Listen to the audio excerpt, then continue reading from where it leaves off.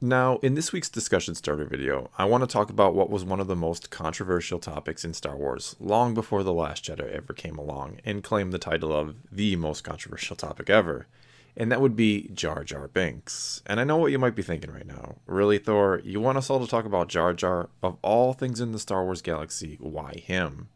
Well, the answer to that is up until recently, I'd never paid the slightest bit of attention to the whole Darth Jar Jar theory, but not long ago, at the behest of some of those on my Discord server, I decided to see what, if anything, there was to all of this.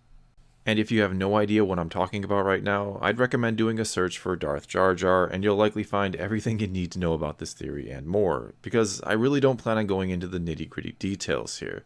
The basics behind it, though, are that Jar Binks was actually a Sith Lord and pretty much is responsible for everything that went wrong in the prequels, and there is some evidence that apparently backs this up.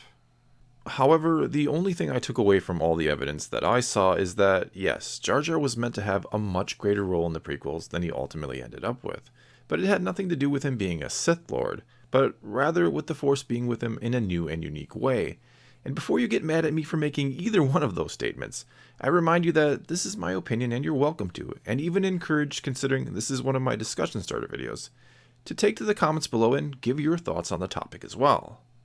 Anyway, yes, I absolutely do think the Force was with Jar Jar Binks. I'm not even sure that can be debated when you consider what Obi-Wan once said in A New Hope about how, in my experience, there's no such thing as luck, which seems to imply that what we perceive to be luck is actually something else. And most likely what Obi-Wan was implying is that it is the will of the Force somehow. That these random events that sometimes seem beneficial to someone are either meant to happen or just interventions on the Force's part to protect someone. And to use a video game term here, it's a passive ability, meaning the lucky individual is in no way, shape, or form using the Force, but rather the Force is using them. In other words, Jar Jar isn't actively doing anything but being Jar Jar Binks and going along for the ride. And if we look at where that ride took him, we see that somehow he started this story by wandering around the swamps of Naboo aimlessly and went all the way to the Senate on Coruscant, where, like it or not, he was responsible for giving emergency powers to Palpatine, an act that would ultimately bring an end to the Republic. And whereas some cite this as evidence that this is what Jar Jar wanted to happen all along, that this was all part of his master plan, I instead look at it as more evidence of Palpatine's brilliant machinations. Because I think at some point Palpatine likely recognized that the Force was with Jar Jar in this passive manner, that things would just naturally go his way, and that he could be used, to put it very simply, as a type of good luck charm, or in other words, as someone that the Force would naturally protect and be in favor with, someone that would have things go their way when Palpatine really needed them to, like when he needed to be granted emergency powers by the Senate, and, for some strange reason, Jar Jar Binks was chosen to make the speech to help bring that about. And if this is really the case, that Palpatine was using Jar Jar, then his brilliance, especially in Attack of the Clones, cannot be understated. Because let's really delve into events and how they transpired for a moment. The movie starts with an assassination attempt on Senator Amidala's life, one that failed because they apparently had been warned of danger, a warning that likely came from Palpatine. Why? Because he didn't want Padme dead. He only wanted her life in danger for multiple reasons. For one, it would force Padme to go into hiding and allow Jar Jar to step up and become acting senator in her place, thus removing one of the main opponents to the Military Creation Act and putting a lucky Jar Jar in a position where things could just go his way when he proposed giving emergency powers to Palpatine. For two, it could bring Anakin and Padme together, which is something Palpatine no doubt wants as a means by which to turn Anakin to the dark side eventually. Let's not forget that Anakin even tells Obi-Wan that he's thought about Padme every day, and that Anakin and Palpatine are already shown to be good friends in Attack of the Clones. So combine those two things and we can assume that if Anakin would confess things about Padme to Obi-Wan, he would do the same to Palpatine, and he would have talked about her all the time and his feelings about her as well. Which means Palpatine knew he could use her, and that putting her life in danger with failed assassination attempts would probably be one of the best ways to bring the two together and make Anakin's feelings for her come out. And let's not forget that it was Palpatine who suggested that Obi-Wan be the Jedi assigned to protecting her, which meant he knew Anakin would be there too. and that ultimately the reason Padme did go into hiding was because of an executive order from Palpatine himself. Now, the only unfortunate part to all of this is that by only adding a line or two to Attack of the Clones, where Palpatine almost offhandedly mentions it was initially his idea for Jar Jar to be the Gungan representative to the Republic, Palpatine's machinations could have been beautifully highlighted in an oh so subtle way.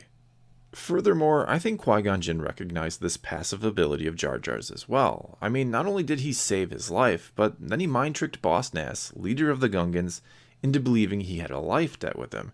And the real fun question here is, how did Qui-Gon somehow know Gungan gods demanded life debts? Or did they even? I mean, either Qui-Gon was very well studied, or he just got lucky with a guess about Gungan gods, or he really did just mind-trick Boss Nass into believing such a thing existed in their culture in the first place, because even Jar Jar looks surprised by this whole idea of a life debt. Backing up this claim that Qui-Gon may have thought Jar Jar was lucky, or had the Force with him, is that he brought Jar Jar with him into Mos Espa to find parts for the hyperdrive, and there really seems no purpose in doing that. However, Qui-Gon's apparent gut feeling, or maybe even directive of the Force, to bring Jar Jar along is the reason he bumps into Anakin a second time, and that of course happens when Jar Jar has a run-in with Sebulba and is saved by Anakin. And it's this second meeting where Qui-Gon begins to take a keen interest in Anakin, something that, again, likely never comes about if not thanks for Jar Jar Binks. And if Qui-Gon never saves Anakin, who knows if Anakin Skywalker's fate ever gets set in motion. So honestly here, I think Jar Jar's initial story arc, before the hatred for him in the wake of the Phantom Menace that is, would have been expanded upon as the trilogy went on, but that it had nothing to do with him being a Sith Lord. Like most in the prequels, he was nothing more than a puppet used by Palpatine, and I think the only thing we may have missed out on seeing in regards to him is some sort of small redemption arc in Revenge of the Sith. Something where his stupid luck got the best of Palpatine in some small, seemingly insignificant way, but ended up paying huge dividends later. As for what that may have been exactly, who knows, but what you have to ask yourself if you're a proponent of the Darth Jar Jar theory is, what's the end game exactly? How does it serve the greater story? What do you do with this reveal once it's happened? Does Palpatine ultimately fight and destroy Darth Jar Jar? And if so, where and when do you work that battle into the fold? And how do you give it any significant meaning? I mean, okay, Jar Jar is a Sith Lord, but what's that mean for the story? Oddly, this sounds like subverting expectations just to subvert them. Or are you maybe telling me that Darth Jar Jar was around during the time of the original trilogy, still pulling the strings behind the scenes? Because something tells me that wouldn't have sat well with many fans, and not even Lucas himself would be so bold as to make such a radical change to the perception of the original trilogy, or so I'd like to hope. Besides, one of the points of the prequels was to show just how brilliant Palpatine was, and how he came to power. Making him a puppet of someone else wouldn't have accentuated the original trilogy like making him a mastermind did. It would have sooner turned it and him into a joke, because it's thanks to the prequels that Palpatine went from just being a guy named the Emperor into an amazing villain with a fully fleshed out story. And although from time to time it seems like George Lucas had some pretty wild ideas, I don't think making Jar Jar Binks a Sith Lord was one of them. Well, that's all I've got for this time. And now it's your turn to take to the comments below and continue the discussion and tell me what you think. Was Jar Jar going to be revealed to be the big bad guy? And if so, where did it go from there? Or do you think he was meant to be yet another tragic character that maybe got some sort of small last laugh on Palpatine that would turn out to be important later on? Or do you think Lucas had no plan whatsoever for him and just made an all-around mistake? Let me know in the comments below, and let's talk some Star Wars. And this weekend, I'll do a discussion video going into some of your responses. So until next time, thanks for watching.